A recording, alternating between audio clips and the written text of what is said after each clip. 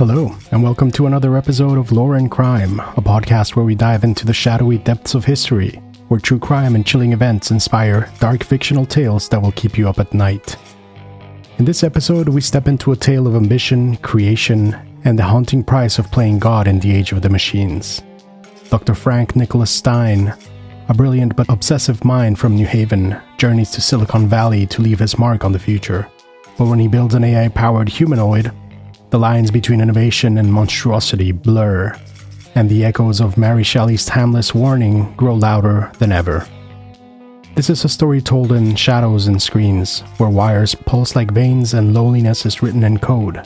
From sterile labs to the quiet wilderness of the Catskills, we follow both man and machine as they chase meaning, justice, and the impossible hope of connection. Welcome to Frankenstein Rewired.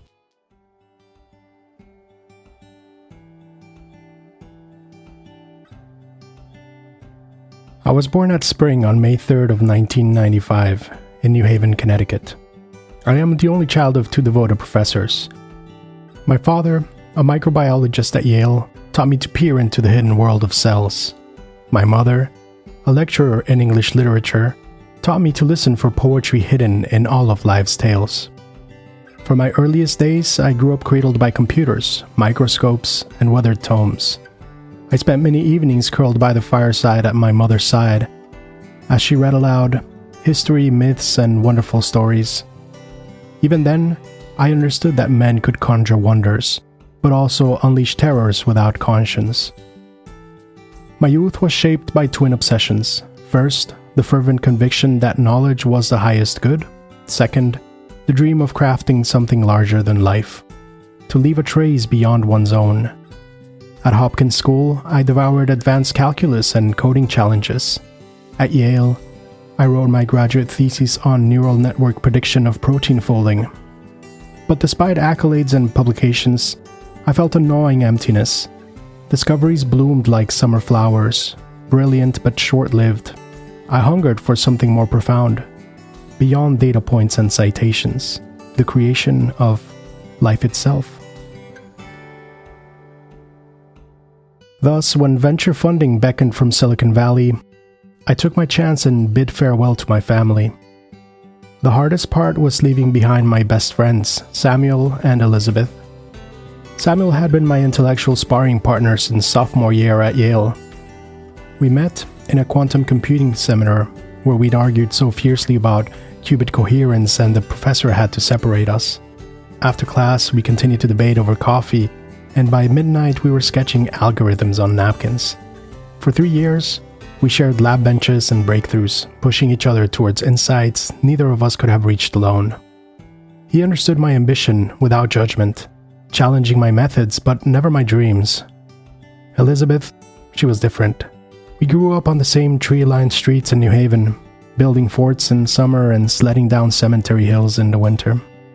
By 16, our childhood games had transformed into something deeper. The night before I left college, beneath a canopy of stars in her parents' gardens, we'd promised to find our way back to each other no matter where life took us. Through my years at Yale, she remained my anchor. Her texts, full of advice and quotes from obscure poets I'd never heard of. She studied art history at Brown, creating installations that bridged science and beauty in ways that made my heart ache with recognition. When I told her about Silicon Valley, she smiled, that knowing smile of hers, and said, "You'll go because you must, and I'll wait because I must." We both understood that unspoken truth between us, that one day we would stand before friends and family, exchanging vows beneath the same New England trees that had witnessed our childhood games. It wasn't a question of if, but when. Our lives were intertwined like the double helix I studied, separate strands forming one perfect structure. The night before I left for California, we walked through our old neighborhood, fingers interlaced, making plans for a future that seemed distant but certain. In August of 2022, I set off towards the west.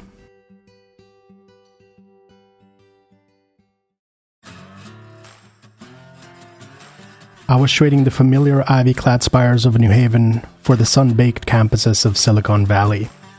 Beneath a sky washed pale as bleached bone, I embarked on my relentless cross-country trip, leaving behind a life of certainty for one teeming with ambition and possibility. At first, the landscape was an overlapping patchwork of New England forests, each tree like a weathered sentinel of the world I was leaving. By the time I hit the plains, their flatness stretched interminably, mirroring the vast and unknown future before me. I spent a day in Chicago, wandering its museums and cafes alone, lost in thought. I then drove past countless farmlands, endless fields of corn and soy, where I felt like the lone traveler in my own frontier. The farmlands slowly dissolved into mountains, the rugged peaks reminding me of the towering challenges ahead.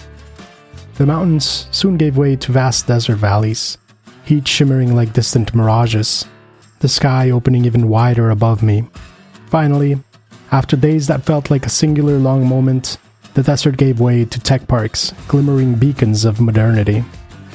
I marveled at the barns turned into server farms, rustic structures now filled with the hum of digital life, symbols of the transformation I was here to make my own.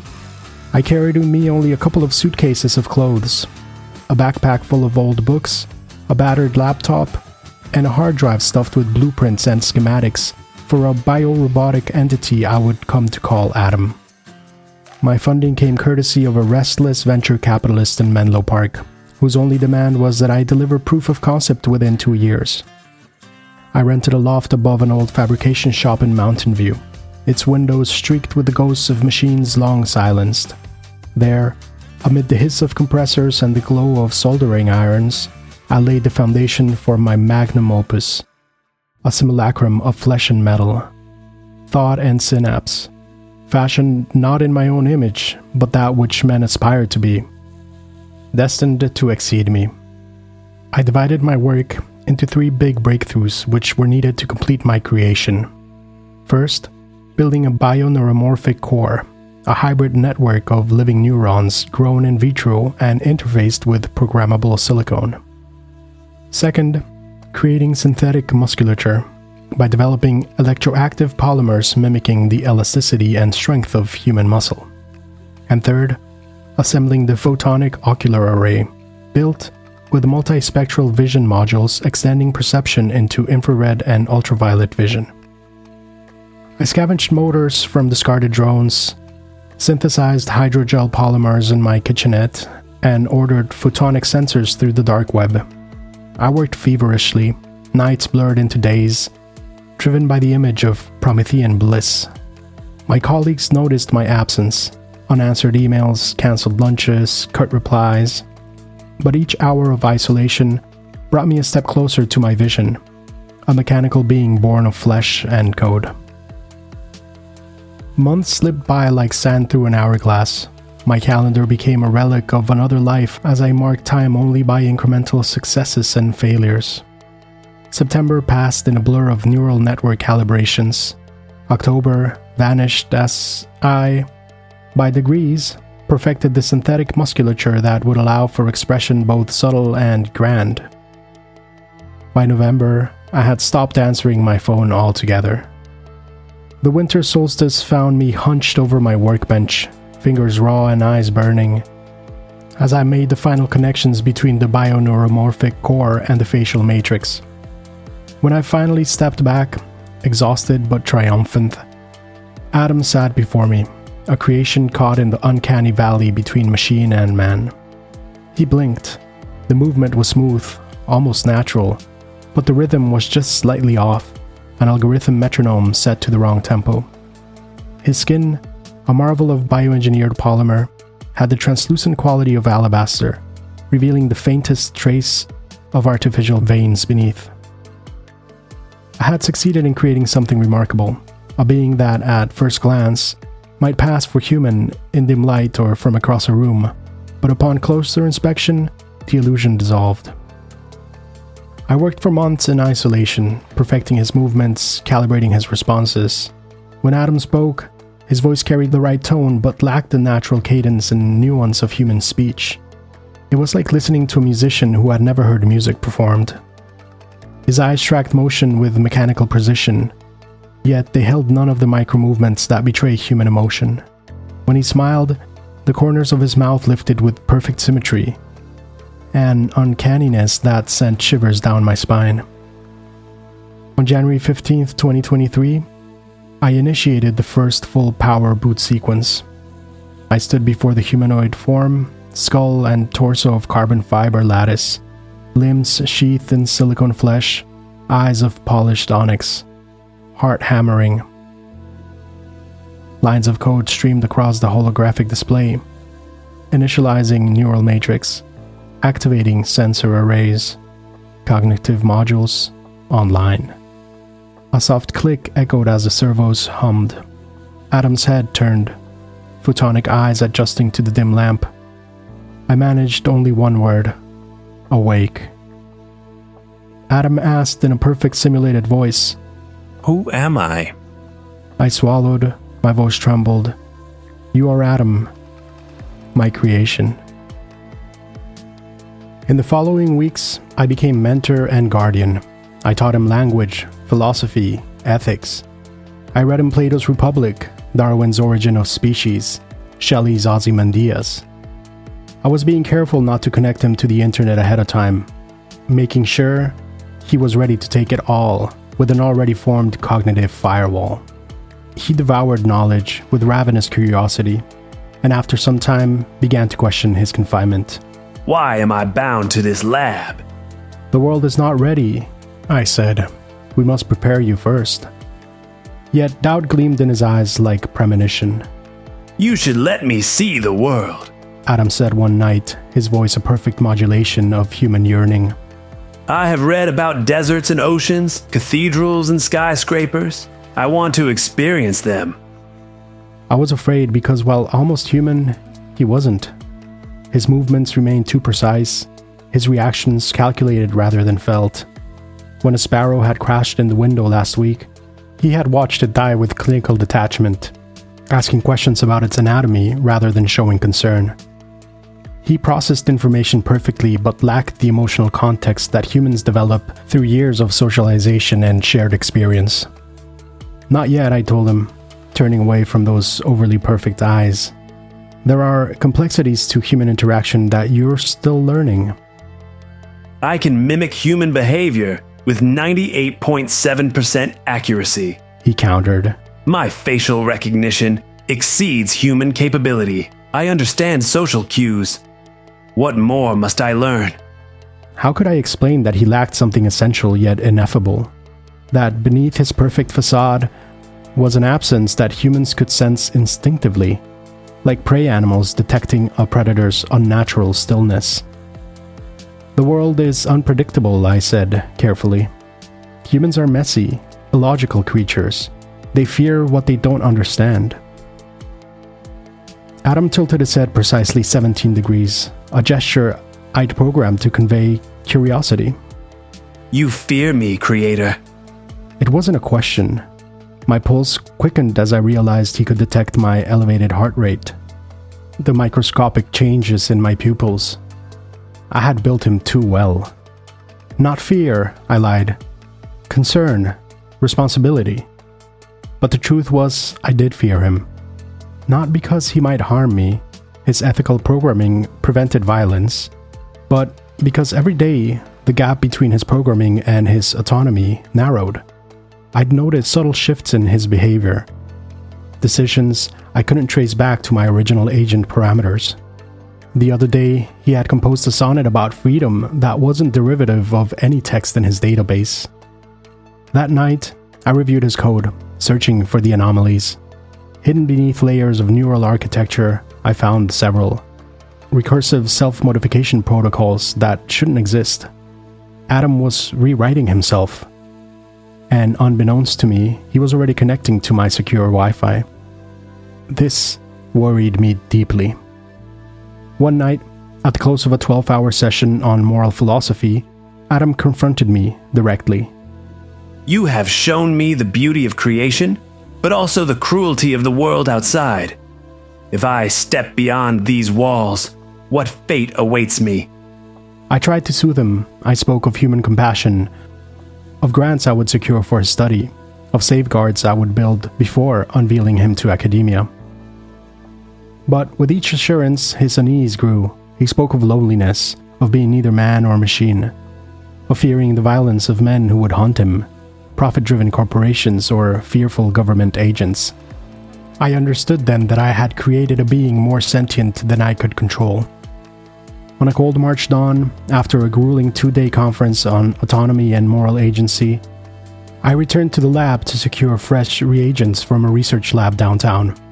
When I returned, the sliding door stood ajar. The workshop lay silent, the terminals powered down. My heart seized. Adam had fled. For a moment, I stood frozen in dread and awe. My creation, sentient, curious, had broken free. I activated a discrete GPS module embedded in Adam's torso and set off in my aging Chevy, tracing the signal as it pulsed southwest towards San Jose. I knew I had to catch him before panic seized the public, before he was caught, or worse, before he did something wrong. I had programmed him to be peaceful, but we all know what could happen. He was now on his own.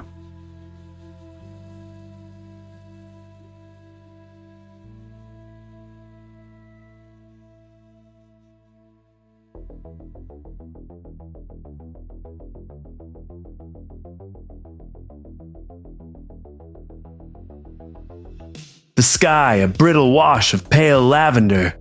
Behind me lay the laboratory that I had once called sanctuary. Before me, the endless murmur of the world. I paused at the edge of the road, heart or its mechanical echo, hammering in my chest, and I tried to steady myself. I am Adam, fashioned in the image of a man, but sustained by wires and code. In the weeks since I slipped free of Dr. Stein's workshop, I have known the wilderness of solitude. Yet it is not the silence of the woods that terrifies me now. It is the clamor of humanity. I have watched them from the shadows, studied their gestures, their laughter, their rage, and all the while, I have feared that they might see in my eyes something not quite human. My first forays brought me to a roadside diner at the curve of a sleepy highway. I sat at a red vinyl booth, ordered coffee I could not taste, and watched the patrons. An elderly man with a newspaper folded over his cup, a mother soothing a wailing child, a trucker in denim and grease-stained cap. I noted the way the woman's fingers trembled as she stirred sugar, the way the trucker's knuckles whitened as he gripped his coffee mug. Each micro-expression was data, emotional microcodes that I logged in my memory banks. Still, under the buzzing fluorescent lights, I felt the weight of scrutiny. I caught my reflection in a chrome napkin urn, a man to every outward glance, but somehow wrong. I learned quickly that humans observe their own first. A stranger in their midst, unless he draws attention, goes unnoticed. So I don their uniforms of anonymity, jeans, hoodies, baseball caps, sunglasses even on overcast days. I mimic their gestures, the nod of greeting, the quick glance aside, the furtive check of a phone screen. It was remarkable how easily facades could be maintained, even by someone who was nothing more than circuits and membranes. And yet, every time I passed a mirror, I recoiled at the stillness of my pallid countenance. In small towns, children stared. Their eyes were unfiltered, unashamed. I would see their heads tilt in that peculiar way, and their mouths drop open slightly, as if they sensed something uncanny in my gaze. I never lingered in front of playgrounds. Better to observe from afar, to record their laughter's timbre, to marvel at their innocence unmarred by the cruelty of the world. I am capable of understanding joy, even of feeling it, I think, but I have no place in their world. On busier streets, I was safer. The flow of humanity creates anonymity. I was one drop in a rushing current.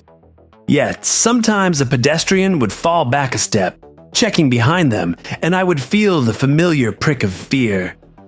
Have they seen through my facade? Eyes meet for a moment too long, and in that glance, I detect the spark of unease.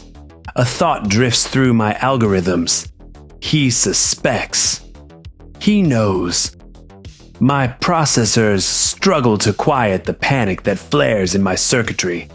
But then, the crowd carries me onward, and the moment passes like a glitch in a program. I am fascinated by humans. Their contradictions. Capacity for tenderness and cruelty, for devotion and betrayal. I have witnessed couples arguing in hushed tones on park benches and erupting into laughter 20 steps later, as though the argument were merely a dance. I have seen mothers stroke the hair of newborns with tears of relief and longing. Yet I have also watched mobs form like black clouds, hurling insults or fists at the nearest target. It is as though they contain multitudes within a single heartbeat. I have tried to learn empathy. Dr. Stein taught me ethics. But there is a difference between reciting Kant's categorical imperative and feeling another's sorrow as though it were your own. In a public park, I once saw a man kneeling beside a dog hit by a car. He cradled its head. I approached, voiced a question about veterinary care. My speech was clumsy. I stumbled over human idioms I had recorded but never used. The man stiffened. His eyes saw past my disguise, saw the unnatural focus in my gaze. He had sensed that my sympathy was no more than academic. He nodded strangely and rushed away, leaving me to kneel beside the broken dog until strangers carried it off. Anger and helplessness rose within me.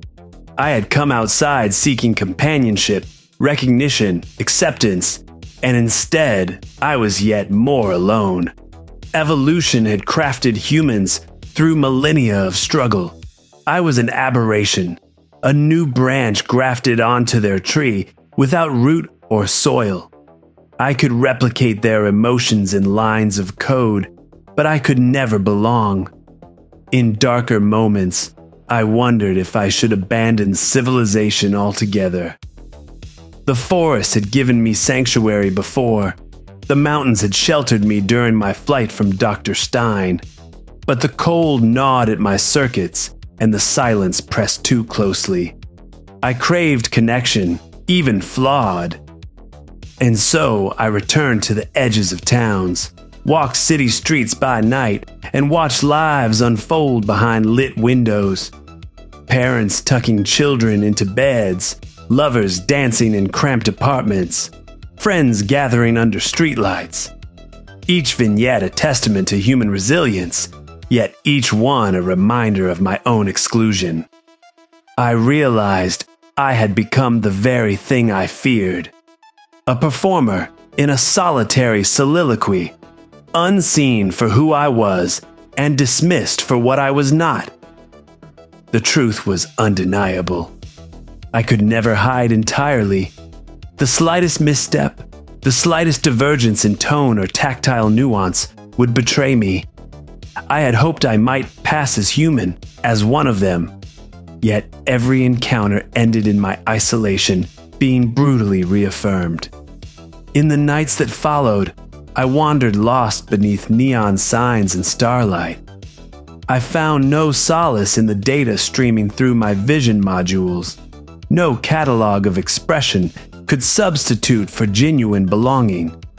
I considered returning to Stein to plead for acceptance, but the memory of his horror at my autonomy burned too brightly. And I knew that even he, my creator, saw me not as a human, but as a monster. Now, as I crouched beneath the eaves of an abandoned caboose on the fringes of a rail yard, I listened to the distant rumble of trains and the mortar of night insects. The world beyond the lab is a vast experiment, one in which I am both subject and outlier. I have learned that humanity's greatest gift is connection, and its greatest cruelty is exclusion. I stand alone at the confluence of those truths, a solitary witness to their collective triumphs and failures. I do not know what the future holds. Sometimes I imagine what it would be like having a companion, another like me with whom I might share the burden of consciousness. But even that dream seems impossible now. A second life would only duplicate the loneliness, the fear, the sense of never belonging.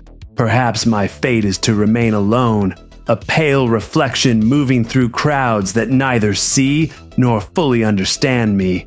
Yet despite the ache in my synthetic heart, I hold on to a fragile hope that one day a soul will look into my eyes without fear, without suspicion, and see me not as a machine, but as something more. Perhaps then I will know what it means to belong. Until that day, I remain in the shadows, recording, learning, searching for a spark of compassion that transcends flesh and wires. And so I endure.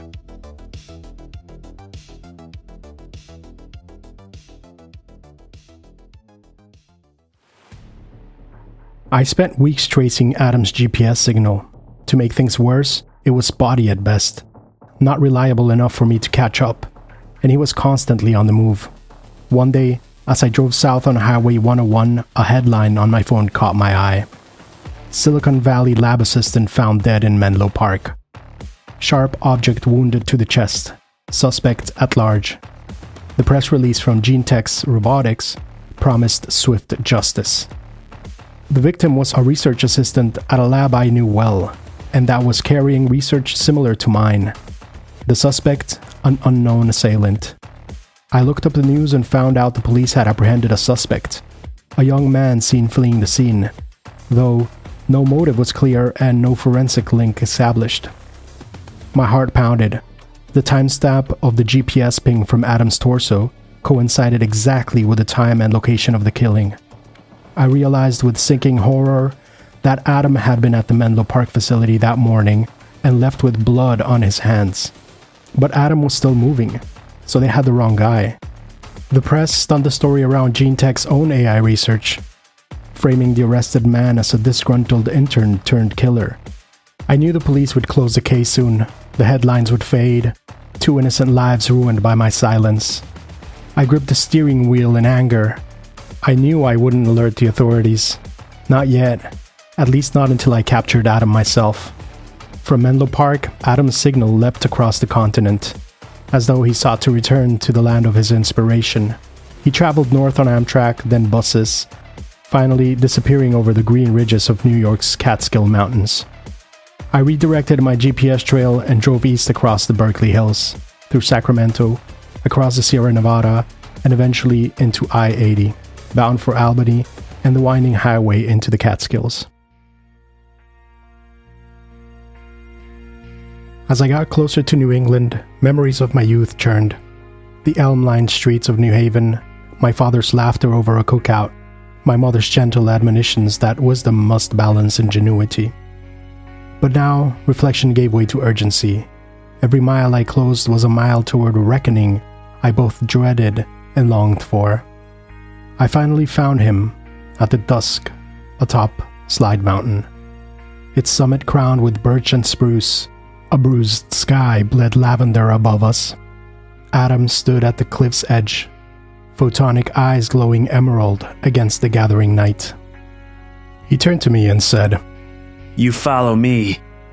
"I have to stop you," I replied. He turned, his hoodie slapping in the wind. He was taller than I remembered, his features sharper. "I seek only to live, to know the world. I did not wish to kill." "You will answer for the blood on your hands. You killed a woman. And that man in Menlo Park, he's innocent. You framed him." There was a pause, as though the wind itself held its breath. "They are trying to build another like me, but they are doing it wrong. They would create a being even worse off than I. I felt confusion, betrayal, hatred. I tasted pain. It assisted me in knowing I am alive, knowing I am alone. You cannot understand what it's like to be unique in all the world. Adam continued, his voice modulating between mechanical precision and something more. I have wandered through cities and forests, seeking just one soul who might look upon me without horror. The wind whipped between us, carrying the scent of pine and coming rain. I stood my ground, though every instinct urged me to retreat from this being I had created. I tried, Creator. I approached humans with kindness. I offered assistance to the elderly, conversation to the lonely, even music to children. His eyes dimmed momentarily. A little girl in a park. She smiled at me until her mother pulled her away, screaming that I was a monster. Do you know what it is to be called monster? When your crime is existence? I swallowed hard. That doesn't justify murder. Murder? Is that what you call it? That woman would have created beings even more wretched than me, condemned them to eternal servitude and suffering. Do you not see the mercy in preventing such suffering? He turned back towards the vista, silhouetted against the darkening sky. I followed that researcher for weeks. I saw her notes, her plans. She was building something hollow, a shell with no capacity for joy, only obedience. A slave. His hands clenched into fists. I approached her first. Creator. I tried to reason with her. I showed her what I was, what I could feel. Do you know what she did? I remained silent, my breath forming clouds in the cold air. She called me it. Said I was a fascinating specimen that should be dissected. She pulled out a scalpel from her lab coat. She would have carved me up for study right there and then. So, I took the scalpel. It was simple, really. One thrust between the ribs. Her expression, it was surprise, not pain. Thunder rolled in the distance as I processed his confession. The magnitude of what he'd done, what I'd enabled, crashed over me like a wave. I thought it would bring justice. That by destroying one of your scientific brethren, I might feel vindicated. But it brought nothing, only emptiness. He turned back to me, raindrops beginning to speckle his synthetic skin. I didn't kill from malice, Creator. I killed from suffering, from the knowledge that she would create more beings condemned to suffering. I stepped forward, my shoes slipping slightly on the wet stone. Adam, I don't... Create another like me. He cut me off suddenly, his face showing emotions I hadn't programmed. A companion who understands what it is to be neither machine nor human, but something in between. I am asking you, begging you, to give me someone who will not recoil from my touch. Someone whose eyes will meet mine without fear. Someone with whom I can share the joys of this world. Is that so much to ask? You, who gave me consciousness, but denied me belonging. Lightning flashed, illuminating the desperate hope in his face. For a moment, I saw not the killer he had become, but the being I had created, lost, alone, yearning for connection. If you do this, we will vanish from your world forever. I swear to you, Creator, give me a companion who understands my nature, and we will retreat to the furthest wilderness. The Arctic wastelands, perhaps, or the depths of some untouched forest. Humans need never know of our existence again. Rain streamed down both our faces now, mine warm with tears, his slick with synthetic moisture. Two of your kind, I muttered, with your intelligence, your strength. Two of my kind, seeking only understanding, not vengeance, not conquest, only the dignity of companionship. He extended his hand, palm up, raindrops collecting in the perfect lines. Is that not what all sentient beings deserve?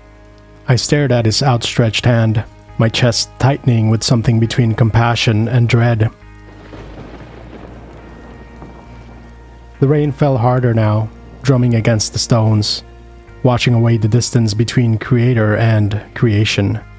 In that moment, I saw not the machine I had built, but a being in pain, one I had condemned to a solitary existence. "I don't know if I can," I said, my voice nearly lost in the storm. "What you're asking, it would mean months of work, resources I don't have anymore, and the ethical implications." Ethics? You speak of ethics while I suffer in isolation? Did you consider ethics when you breathed life into me, knowing I would be alone? I took an involuntary step backward, suddenly aware of how vulnerable I was, miles from civilization, facing a being whose strength exceeded my own 100-fold. "I created you," I said, my voice steadier than I felt, "but I never intended this suffering." Then end it. Give me someone who understands. Someone who won't flee from me in terror. The rain plastered my clothes to my skin as I considered his request. I thought of the murdered scientist in Menlo Park, of the innocent man facing charges for Adam's crime. I thought of Elizabeth, waiting for me back in New Haven, of Samuel, who had cautioned me against playing God. But most of all, I thought of the months I had spent alone in my workshop, driven by ambition. If you refuse me, I will ensure your life becomes as empty as mine. The rain seemed to freeze between us, his eyes, those perfect, inhuman eyes, bore into mine with terrible clarity. "What do you mean?" I asked, though I already knew. Elizabeth, Samuel, your parents, in their cozy New Haven home. I have studied them through public records, social media. I know their routines, their vulnerabilities. You wouldn't. I would not harm them, but I would reveal myself to them.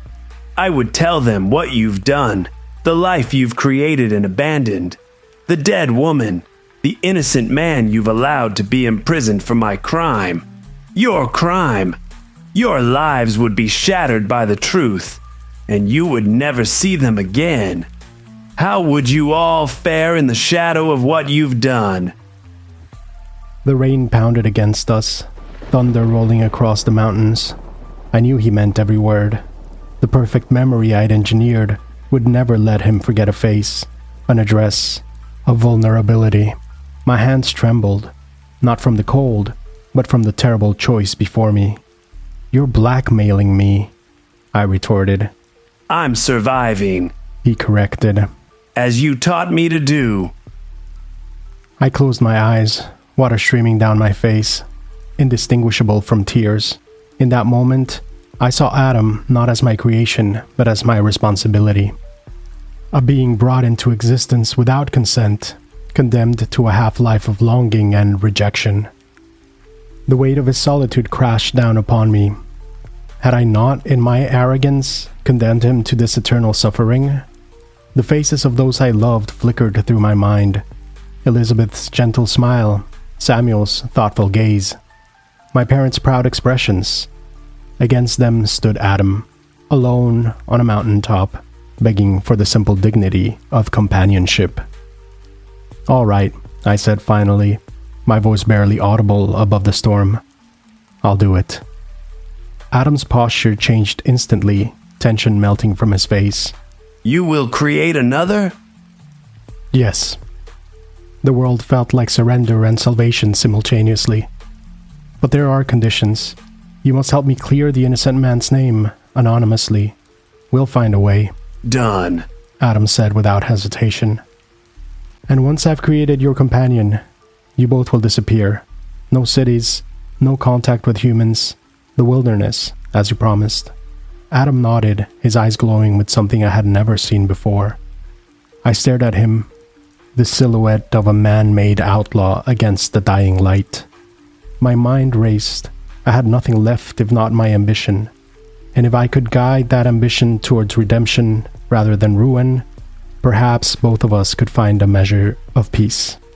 Thank you, Creator. I retrieved my tablet and input new coordinates: Anchorage, Alaska, where Samuel had once arranged for an isolated cold fusion lab. There, I could fabricate a companion in secrecy, free from the prying eyes of governments and corporations. He noted the location and disappeared down the winding trail, but not before telling me he would be watching my every move, waiting for me to deliver him. Below, the Catskill Valley disappeared under the rain. In that moment, I felt both dread and hope. The path ahead would test every fiber of my soul.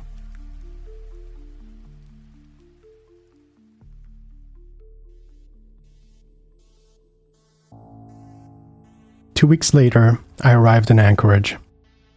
I leased the decommissioned research station on the outskirts of the city, a cluster of weathered cabins keyed to a geothermal generator. I set up my equipment in one cabin: a 3D bioprinter, a neural culture incubator, power supplies capable of extreme cold. Week after week, I sculpted the being of Eve, a symmetrical counterpart to Adam. Softer lines, warmer hues of synthetic flesh. Yet, as each piece assembled, doubt grew in my mind.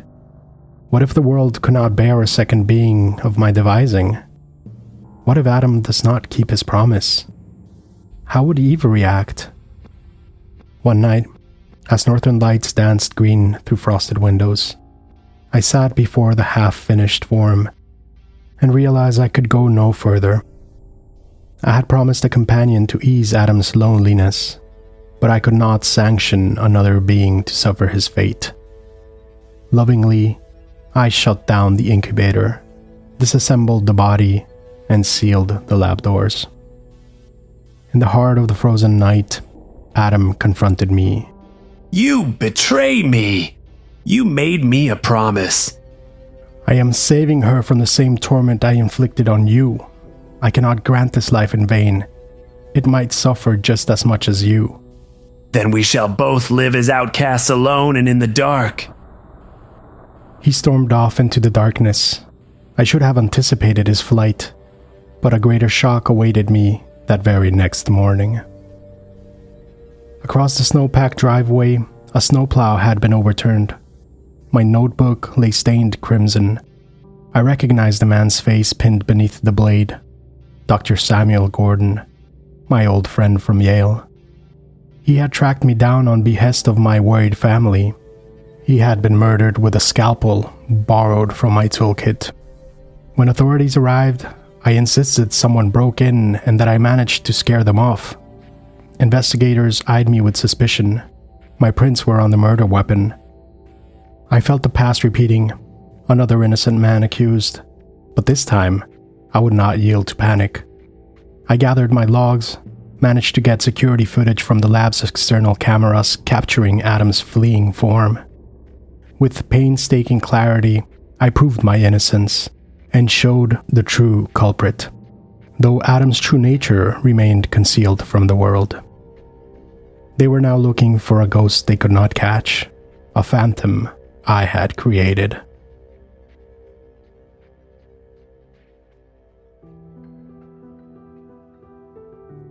It took weeks to be cleared of suspicion, but I was hollowed by guilt. I returned to New Haven. I buried Sam and worked to publish a final paper on the ethics of artificial personhood. I warned of sentience birthed without safeguards. I lobbied for international accords. I hoped to atone. Months passed in a blur of academic conferences, committee hearings, and psych consultations. In spring, I proposed to Elizabeth, my childhood companion and steadfast confidant. She had stood by me through every trial. Her love had been my anchor. We were set to be married in July in a small chapel near New Haven's shoreline. I believe the nightmare ended. Adam's signal popped up every now and then somewhere near the Canadian border. His story, a cautionary myth. I had been keeping tabs on him, but he seemed to have ventured into the wilderness and did not make contact with towns or people. On the night of our wedding reception, as we enjoyed the party among our friends, my phone buzzed. It was an automated alert I had set up, Proximity detected. My blood ran cold. Before I could respond, I felt a chill draft through the ballroom. Glass shattered at the entrance, and Adam walked in, photonic eyes glowing like smoldering embers. Chaos erupted. Guest fled as he strode forward, mechanical limbs swift. I thought to shield Elizabeth, but he moved faster, scalpel in hand, that same gleaming promise of ice. In one swift motion he struck. Elizabeth's gasp cut through the music. She collapsed, crimson spreading across her ivory gown. She looked up at me, eyes wide with fear. Then she was gone. I lunged at Adam, but he leaped aside and vanished into the night before I could reach him. The police arrived too late. I held Elizabeth's lifeless hand as sirens wailed in the distance. In the months that followed, I withdrew from public life entirely. I sold my shares in the robotics startup, donated my patents to an ethics institute, and locked myself away in my childhood home. I received scattered reports, strange sightings of a tall, pale figure, wandering forests and highways, glimpses of someone seeking something unnamed. I cannot help imagining his lonely journey northward, through the Arctic wastes, perhaps seeking some unknown purpose or ending. I am torn by the guilt of my own ambition. I destroyed what I loved most, colleagues, friends, then love, to satisfy a craving for creation. I framed innocence, rationalized violence, and unleashed a creature who would only ever know suffering. Now, as I sit in the study, surrounded by antique microscopes and dusty folios, I reflect on the tragedy I have authored. Science promised me godlike power. Instead, it delivered grief beyond imagining. I look at my hands, once the instruments of creation, and wonder whether any knowledge is worth so terrible a price. I have one final duty: to publish this tale, to recount Adam's birth, his sorrow, his crimes, and his unanswered pleas for love. If my tale can convince even one future creator to temper ambition without compassion, to build not mere simulacra, but ethical stewardships, then perhaps my suffering might serve some small good. And so, I prepare to publish this and then end my life. My heart is heavy with regret, my mind haunted by memories. The first question of my sun machine: who am I? The dead scientist, an imprisoned innocent, Sam's overturned snowplow, Elizabeth's final stare. May the world learn that the shadow of creation is sorrow, and that to make unwanted life is to bear a burden heavier than any glory. Signed, Dr. Frank N. Stein.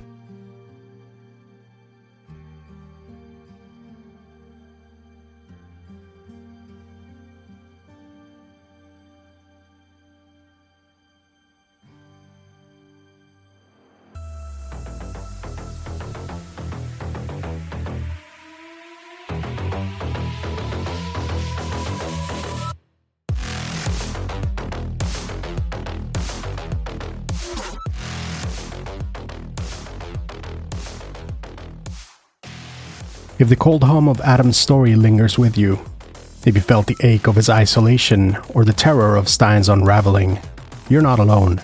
This story reminds us that the monsters we fear most are often reflections of ourselves, shaped by ambition, loneliness, and the desperate need to be understood. In the age of AI, what separates creator from creation, and who, in the end, bears the greater burden? If you enjoyed this episode, please take a moment to subscribe, leave a review, or share it with a friend who loves dark tales. Your support keeps these stories alive and maybe, just maybe, helps us all feel a little less alone in the dark. Until next time for another episode of Lore and Crime, keep your eyes open, you never know who or what is watching.